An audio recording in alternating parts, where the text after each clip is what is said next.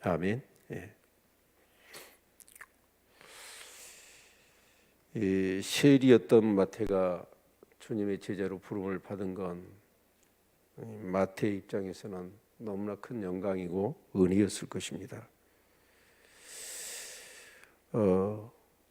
정말 사도로 부름을 받고 지근거리에서 예수님을 같이 동고동락하면서 경험했던 그 예수를 이 마태가 기록해내고 있잖아요. 마태복음을 묵상하면서 그런 생각을 해보았습니다. 나는 예수를 기록한다면 어떤 관점에서 어떻게 예수를 기록할 수 있을까? 마태는 모든 것이 은혜였고 모든 것이 영광이었을 것입니다. 그래서 정말 그 예수님이 이제 십자가에 돌아가시고 나서 마태는 틈틈이 그 예수 그리스도를 기록으로 이렇게 남겼고, 이제 그러다 보니까 가장 관점에서 이 어떻게 보면 유대인들한테 자신이 유대인을 어떻게 보면 버린 거잖아요.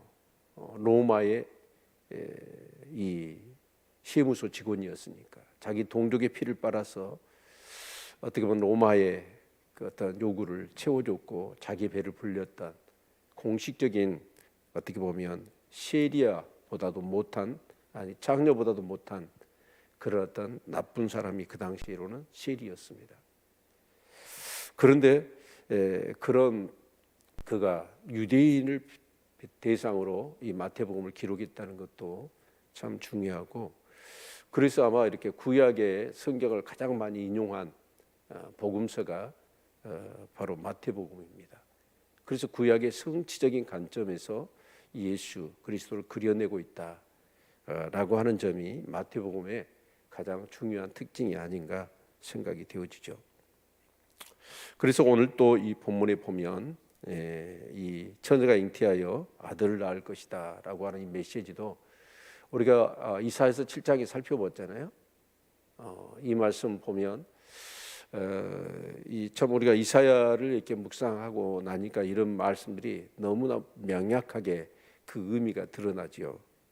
그래서 구약을 인용해서 이 예수 그리스도의 삶을 언약의 성취적인 관점, 구속사적인 관점에서 이 복음서를 풀어내고 있다라고 생각되니까 이 마태복음이 훨씬 더 이렇게 은혜가 되어지고, 또 유대인들의 관점에서는 이 예수를 훨씬 더 이렇게 정말 그 구약에 그들은 신약을 안 믿잖아요. 그런데 구약에 근거하여 예수 그리스도를 그려내고 있기 때문에 훨씬 유대인에게 더 쉽게 이 예수 그리스도의 복음이 이렇게가 증거가 되었을 것이다라는 것이죠. 자, 그래서 오늘 예수 그리스도의 나심에 대한 내용인데, 이 나심도 그냥 난 게 아니라 구약의 예언대로 이렇게 이 낫다라고 하는 관점을 마태는 그렇게 견지하고 있죠. 자, 그래서 오늘 이제 이렇게 예수님의 이 태어나심에 대한 전말을 이렇게 말씀하고 있는데, 지금 이제 마리아 요셉가 등장하지 않습니까? 그런데 이제 유대인들의 결혼 풍습은 그래요. 처음에는 약혼, 그 다음에 정혼, 그 다음에 결혼. 그런데 이제 오늘 여기 본문에 보면 이 약혼은 부모들끼리 약속을 한답니다. 그리고 이제 정년 나이가 되어지면 이 서로 당사자 간에 부모하고 만나서 정혼을 해요. 그럼 정혼은 뭐하고 같냐면 결혼과 같답니다. 그래서 정혼하다가 서로 이렇게 파혼을 하잖아요. 결혼을 하지 않고, 그럼 그걸 이혼이라고 얘기합니다. 그러니까 정혼은 결혼하고 그 법적인 효력이 같다라는 것이죠. 그래서 18절 보면 예수 그리스도의 나심은 이러하니라 그 모친 마리아가 요셉과 정혼하고 동거하기 전에 성령으로 잉태된 것이 나타났더니, 자, 둘이 정혼했단 말이에요. 자, 정혼을 했는데 어떻게 됐어요? 동거하기 전에 성령으로 잉태된 것이 나타났어요, 마리아에게. 자, 그러면 신명기 말씀을 보면 22장 23절로 24절의 말씀을 보면, 만약에 이렇게 정혼을 한 상태에서 다른 남자하고 해서 아이를 갖거나 여러분 그랬다면 이 사람은 어떻게 해야 되죠? 돌에 쳐 죽여야 돼요. 이것이 법입니다.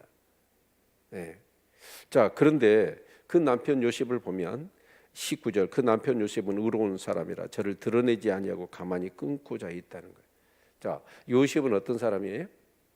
의로운 사람. 의롭다라고 하는 건 뭐예요? 옳은 사람, 정의로운 사람, 그런 뜻이잖아요. 자, 그러면 요셉이 정의로웠다고 한다면 어떻게 해야 될까요? 의로운 사람은 하나님의 법을 순종해야 되겠죠. 그럼 하나님의 법은 이런 상황이면 아마 다른 건 몰라도요, 이 중동 지역이나 그런 사람, 지금 중동도 그러잖아요. 뭐 히잡을 안 쓰거나 그러면 막 돌로 쳐 죽이잖아요. 법을 어기면요 돌로 쳐 죽여야 돼요. 그러면 이 마리아를 요셉은 어떻게 해야 될까요? 여기 드러내지 않는다라는 말은 뭐 말이냐면, 드러낸다는 뜻은 법정에다가 얘기를 하는 거예요. 이 여자가 나하고 종혼을 했는데 다른 남자의 아이를 가졌습니다. 임신을 해버렸다. 이것을 드러낸단 말은 법정에다 갖다 얘기를 하는 것이죠. 그러면 법에 의해서 이제 마리아는 뭘 해야 돼요? 돌이 맞아 죽어야 된다. 그런데 이 요셉은 어쩌냐? 드러내지 아니하고 가만히 끊고자 했어요. 가만히 끊고자 말은 이제 이 파혼을 해버리는 것이죠. 그런데 여러분, 어차피 마리아는 어떨까요? 법정에다 신고를 안 하더라도 종혼을 한 상태로 다 얘기가 돼 있는데 그것이 끊어졌고 아이를 갖고 배가 불러올 것 아닙니까? 그럼 마리아는 어떻게 될까요? 다 드러나요. 이게 드러나면 어떻게 되죠? 법정에다 신고를 안 하더라도 나중에 가만히 끊고 배가 부르면 이 마리아는 죽임을 당해야 돼요. 자, 그런데 이 일을 생각할 때 아마 이 생각이라는 말이 그냥 문장 하나로 짧게 나오잖아요. 요셉의 입장에서는 이 생각을 어느 정도 했을까요? 아마 내가 약혼을 했는데 그 약혼한 여자가 아이를 가져버렸어. 나하고 결혼하기도 전에. 여러분, 그런데 여러분 그랬다면 그 남자 입장에서 어쩔까요? 엄청난 이건 충격이고 분노와 정말 그런 배신감, 이런 것들이 얼마나 많겠습니까? 그래서 아마 이 요셉은 밤잠을 못 자고 깊은 생각을 했을 거예요. 이제 그러다가 그냥 정말 며칠 몇 밤을 잠을 못 자다가 혹시 스르르 잠이 들었는데 그때 이제 이 꿈에 이 주의 사자가 나타난 것이죠. 그러면서 다윗이 잤음 요셉아, 네 아내 마리아 데려오기를 무서워 말라. 저에게 잉태된 자는 성령으로 된 것이라. 마리아 데려오기를 무서워 말라는 거예요. 그러면서 그 마리아가 아이를 가진 것은 다른 남자의 아이가 아니라 성령으로 잉태된 것이다. 그래서 데려와라. 그러면서 아들을 낳을 건데 이름을 예수라 해라. 그가 자기 백성을 죄에서 구원할 자다라고 이렇게 일러주는 거예요. 자, 그러면 주의 사자가 이렇게 꿈에 나타나서 이런 얘기를 했어요. 그걸 받아들이기 쉬울까요? 어려울까요? 성령으로 잉태됐다는 사실을 여러분, 이게 받아들이기가 쉬워요? 어려워요? 정말 어려운 일입니다. 그런데 참 요셉은 어떤 사람이냐면 의로운 사람이었을 거예요. 여러분, 의로운 사람, 옳고 정직하고 고든 사람을 설득해내기가 더 어려운 거예요. 그냥 대충 이렇게 저렇게 사는 사람이야 설득이 쉽게 되잖아요. 그런데 자기 의가 정확하게 정해져 있는 사람, 그런 사람을 설득해내기가 어려운 거지요. 그런데 이 요셉은 어떻게 합니까? 여러분, 설득을 했더니 넘어오는 거예요. 넘어가는 거지.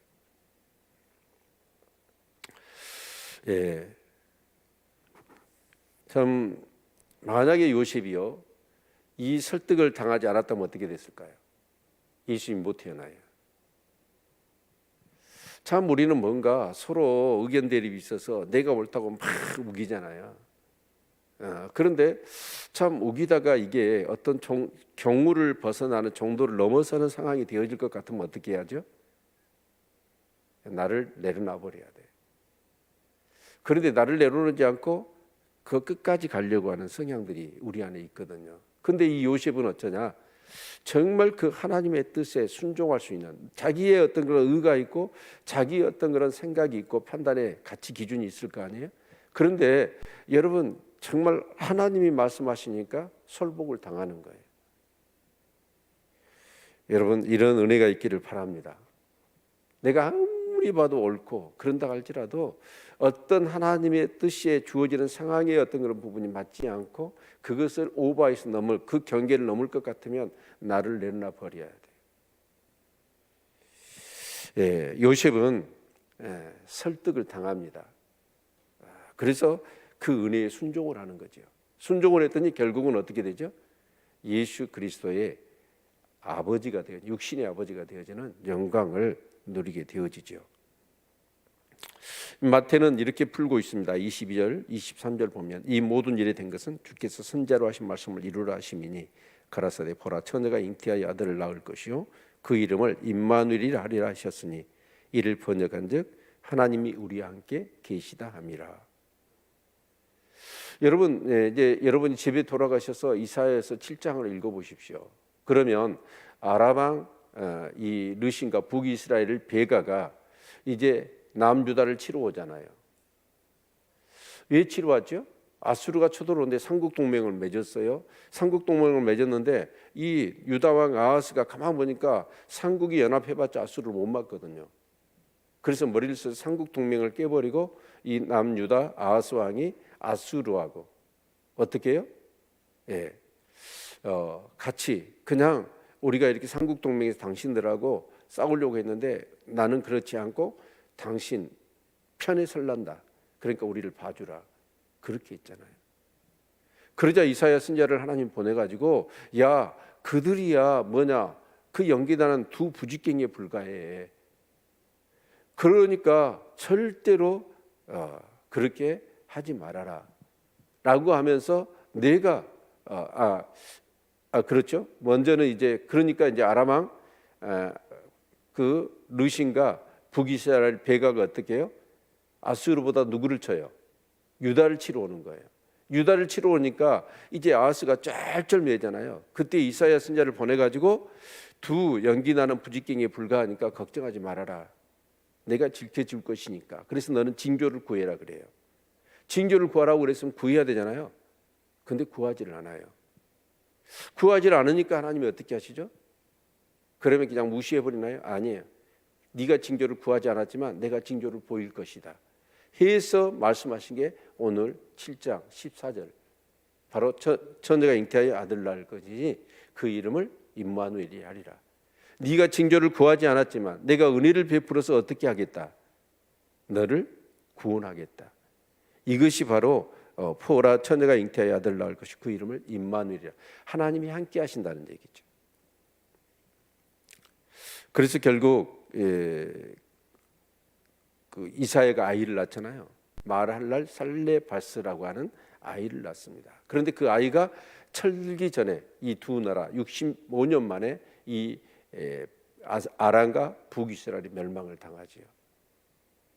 그러니까 결국은 이 포라 처녀가 잉태의 아들을 낳을 것이 그 이름을 임마누엘이라 할 때 핵심이 어디가 있는 거예요?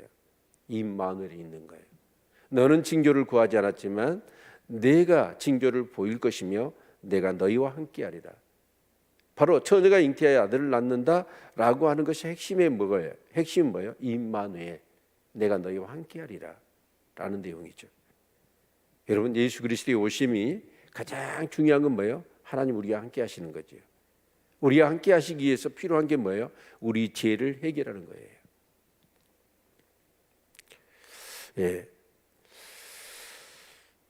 요셉이 잠을 깨어 일어나서 주의 사자의 분부대로 행하여 그 아내를 데려왔으나 참 요셉이 잠을 깨자마자 어떻게 해요?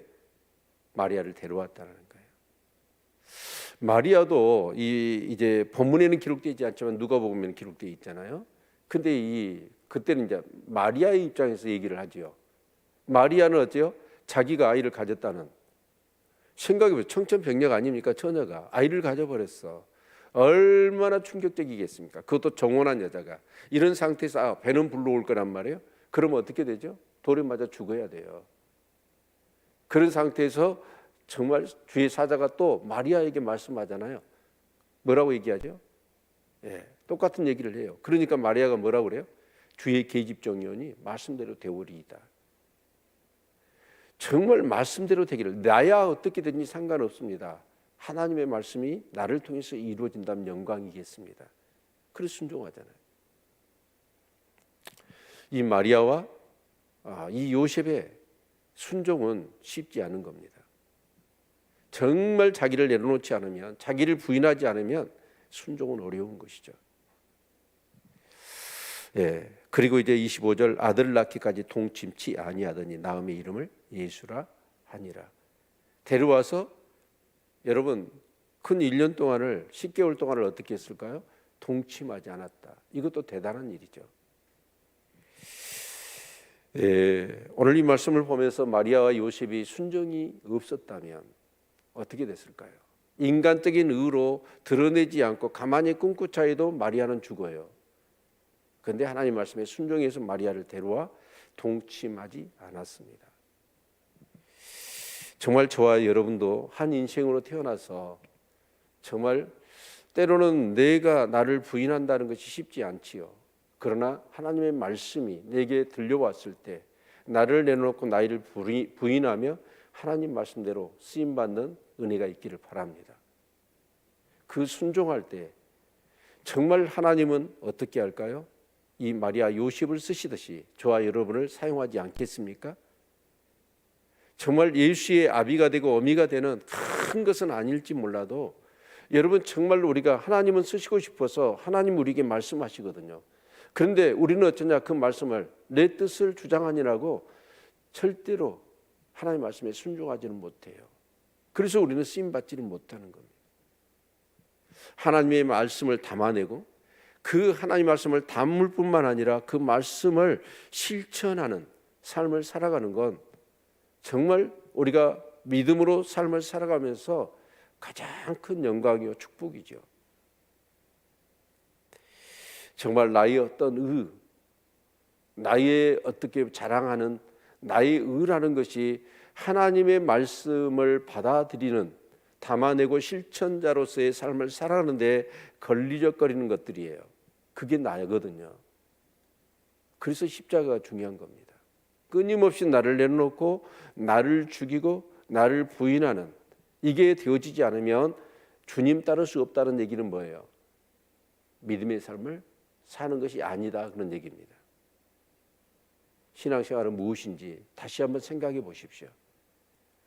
정말 요셉과 마리아가 자기를 부인하지 않으면, 저는 마리아가 아이를 임신한 것, 정말 성령으로 잉태된 것, 이것 또한 저는 그렇게 생각합니다. 저와 여러분 안에 누가 계셔요? 성령이 계시거든요. 정말 성령으로 잉태된 것과 성령이 내주하심, 정말 마리아가 그런 것처럼 성령이 내주하셨다는 이 사실 자체를 내가 받아들이는 것, 그리고 믿고 순종하는 것, 이게 바로 요셉과 마리아가 보였던 믿음의 순종이 아닌가 생각이 되어집니다. 오늘도 그 성령님은 임마누엘 하시거든요. 나와 함께 계시거든요. 그 하나님이 나와 함께 하셔서 나를 통해서 하나님의 뜻을 이루시겠다고 하는데 우리는 어쩌냐면 나를 부인하지 못하고 나를 내려놓지를 않아요. 그래서 정말 하나님은 나를 통해서 큰 영광을 받으시기를 원하시고 놀라운 뜻을 이루시기를 원하시는데, 내가 순종하지 않고 나를 내려놓지 않고 나를 부인하니까, 나를 드러내니까 하나님이 내 안에 계셔서 질식할 것처럼 자유롭게 마음껏 활동하시고 나를 주장하시기보다는 나에 의해서 주눅 들어가지고 주눅 드실 분은 아니지만 어떻게 보면 힘없이 계시는 것이죠. 정말 하나님 앞에 쓰임받는 것은 영광이죠. 오늘 또 하나님은 우리에게 끊임없이 말씀하실 겁니다.